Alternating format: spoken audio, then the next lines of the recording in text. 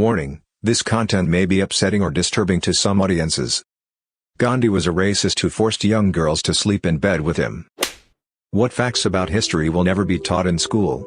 It took me an anthropology class in college to learn about human zoos. That is, zoos where white people paid money to see Aboriginal people from various regions in cages. It happened all over the world, including in the Bronx Zoo in the 1920s. I had never heard about anything like that in any schooling before that, and I doubt most people have. It's kinda like how Chinese companies like to hire white actors to pretend to work for or with a company to somehow bring prestige to the brand. They are known as white monkey gigs. Surprised no one brought it up, but yeah, the Crystal Palace of London was host to the Grand Expo, which exhibited such human zoos, having Aboriginal people of all locations set up in an exhibit to attempt to demonstrate their living habits and conditions. Really messed up.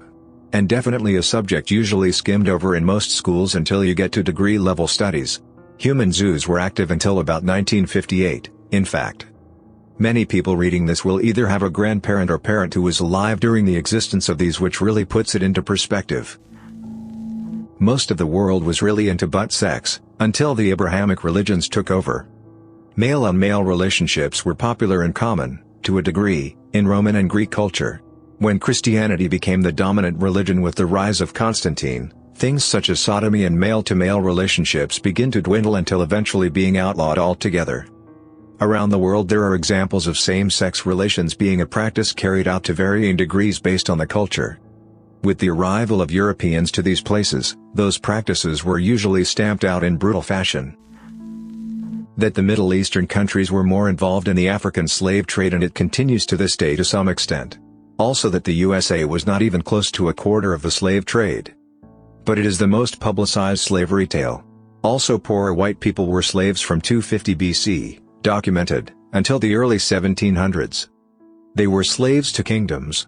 They were tortured and left tied to trees in the forest, if not outright killed or lynched. In American Civil War history, the Union, especially Abraham Lincoln, are often portrayed as kindly, benevolent liberators freeing slaves from the evil South. In reality, the average person in the Union was very racist by modern standards. There were also quite a few Southern sympathizers living in the Union.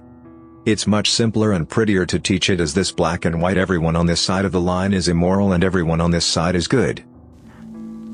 Lots of historical figures were gay. The person that most of us know as gay was Sappho, who wrote many poems about her love for women. In fact, Sappho lived on the island of Lesbos, which is why we call homosexual women lesbians today. But there are also people that you didn't expect, like Leonardo da Vinci, who was accused of sodomy with a male prostitute among some other stuff. One of my personal favorite gay historical figures were Alexander Hamilton and John Lawrence. No, I'm not about to spout things from the Hamilton musical. The two wrote letters with some very spicy language in which Hamilton proclaims his love for John on numerous occasions. Some parts of these letters were so spicy that future biographers, such as one of Hamilton's sons, cut and crossed out certain parts. How bad the rape of Nanking was. I read up on that a while ago and it left me feeling shocked at just how evil humans can be to other humans. It's possibly one of the worst atrocities mankind has ever committed. The Japanese mass murders of their Asian subjects was worse than the Nazi Holocaust. There are literally Japanese still alive that were involved directly or indirectly. It was actually so bad the Nazis offered to step in and negotiate peace. A little-known fact was that before Germany allied with Japan, they were allies of China. Until 1936, Germany was regularly sending arms and officers to China to train and equip the Kuomintang. Chinese forces armed and trained by the Germans became some of the fiercest resistors to the Japanese invasion. Hitler even spoke positively about the Chinese, commenting on their long history of dynastic civilization, though Germany ultimately stayed neutral in China's war with Japan, later becoming allies with Japan largely in opposition of their common enemies, the Soviet Union and Great Britain, and then the United States when they entered the war. The My Lai massacre in Vietnam. An entire battalion of U.S. Marines marched into a village and killed over 600 people indiscriminately. Men, women, and children. Most of the women were raped before they were killed. Babies were shot, families were lined up against walls and gunned down. The only reason it stopped was because a Black Hawk pilot flew down between a group of soldiers and a large Vietnamese family. He got reinforcements and reported everything that happened. One of the biggest embarrassments in U.S. military history. How much in common we have with people of the past. Pictures, sculptures and carvings going all the way back showing drugs, drinking, partying and graffiti that you would see on an abandoned building or train today. The plight of the middle class and class struggles versus the upper class is the same today as for thousands of years. If we could listen to a court jester, their jokes would ring true today more than likely. Outside of technology making things faster or easier in a sense, we're still doing, enjoying or complaining about most of the same things we have been for millennia. Those who ignore history are doomed to repeat it, and there's nothing new under the sun is real. The Tulsa Race Massacre. In the early 1920s, Tulsa, Oklahoma had a very affluent black neighborhood called Black Wall Street. Basically, many African Americans were doing better financially than whites. White folks were angry about their success and wanted their land. An African American was wrongly accused of assault by a white girl, and the whites used this as an excuse to attack the neighborhood, including dropping bombs from World War I-era planes. Many were killed and beaten. Over 10,000 people were left homeless due to houses and businesses being burned down. This is the greatest single incident of racial violence in U.S. history. That Argentina pretty much eliminated the black race. They had ways to get rid of the men first. Not as much for the women though. Once the male-to-female ratio drastically dropped, black population, the women were pretty much forced to sleep with white men, in order to wash out the black. The black population was so low, the Argentine government pretty much removed the black option as a race. Crazy how they succeed. I'm Argentinian and I was never formally taught that in school, but it was always mentioned.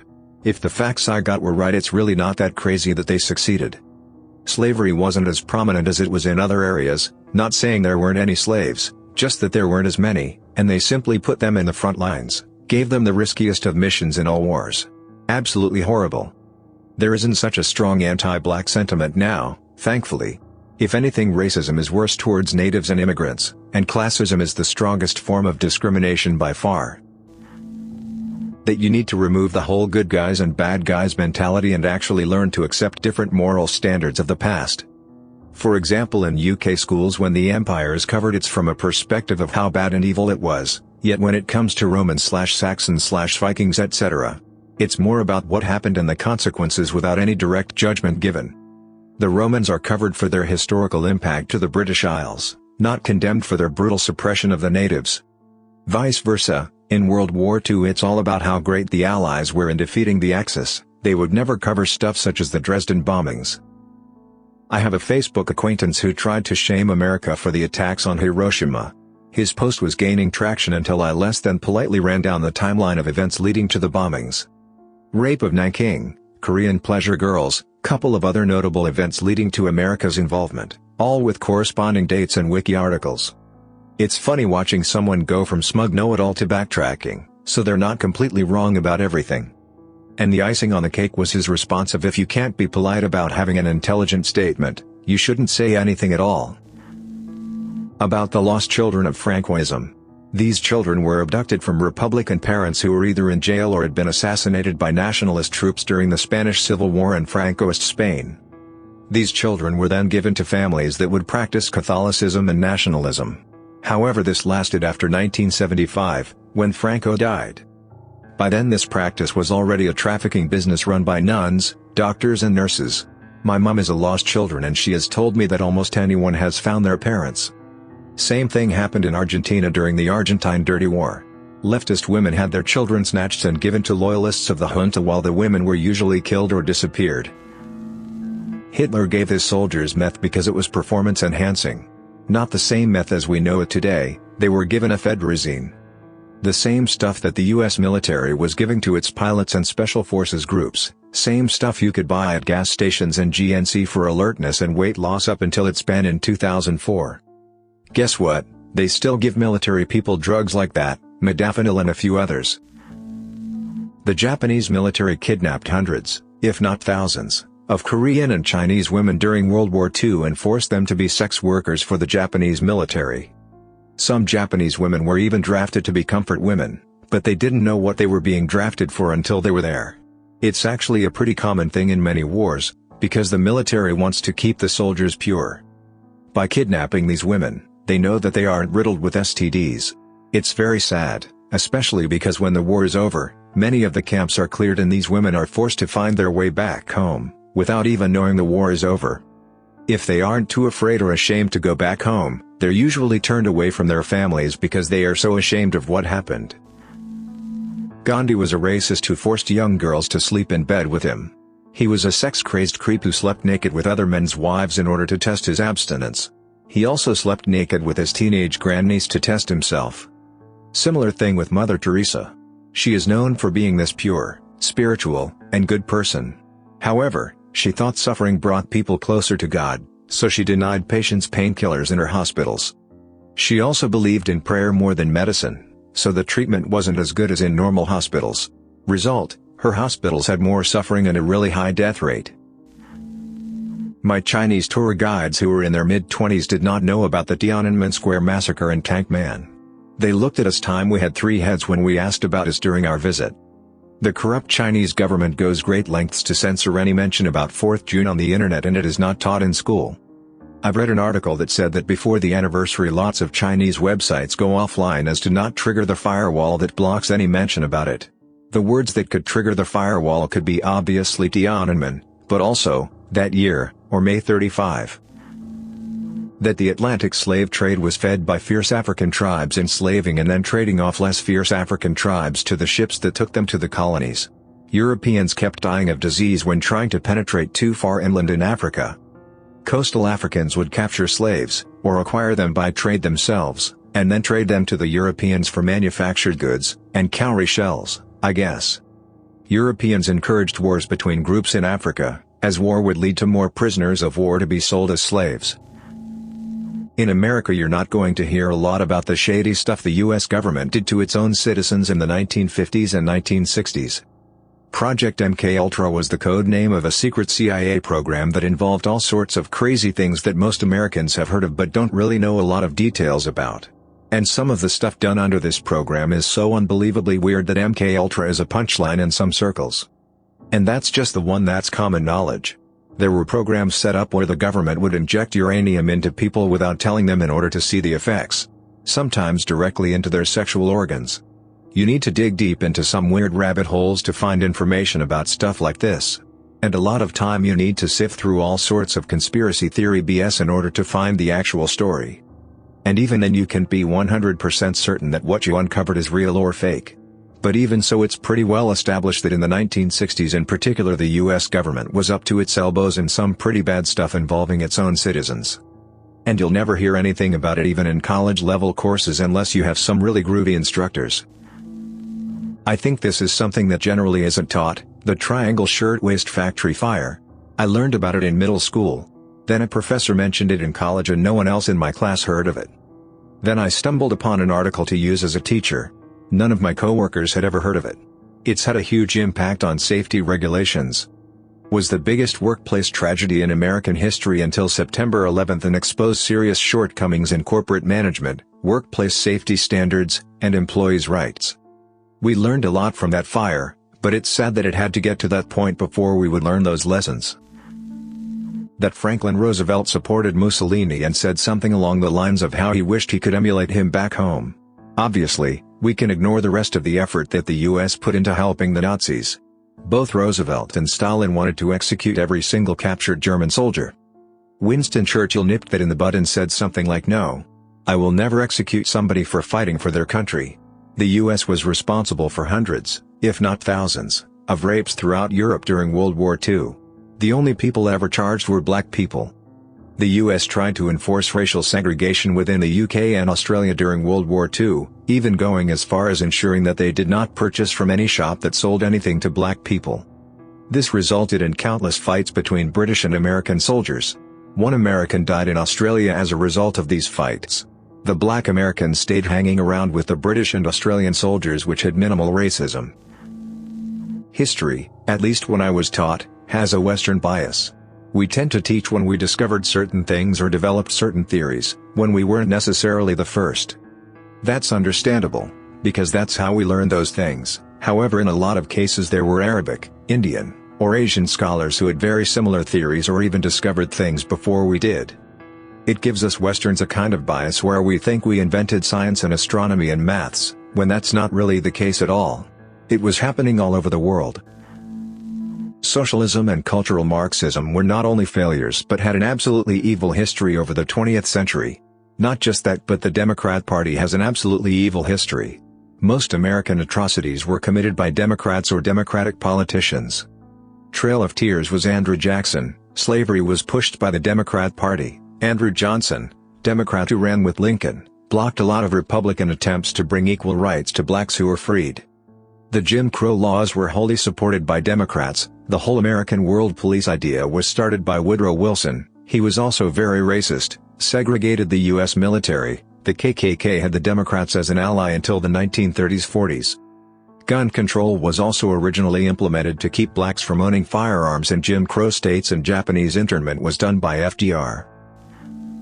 Native Americans weren't granted citizenship until the 1920s. Aboriginals, the native owners of Australia, were not even considered human until 1967. It's how sad most schools don't teach much of the genocide of Native Americans. Most you'll get is the Trail of Tears and Wounded Knee, only cause of Jackson and Custer. The Kuwaitis are going through something similar as far as I've read. A while back they have started registering citizens, only to find out I don't know how long later that some of the ancestors did not register.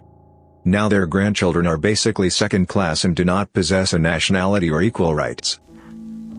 In the Philippine-American War, more correctly, the Moro conflict, in one area many villagers fled to a volcanic crater. While there were certainly guerrillas in there, it is clear that they were mostly full of civilians that fled there for refuge, including children. To get ahead of the contrarian comments, the guerrillas in there were definitely not that moral, stole from other villages, history of violence, maybe pro-slavery, but it's up to you to determine where your comfort zone of justification is for what follows.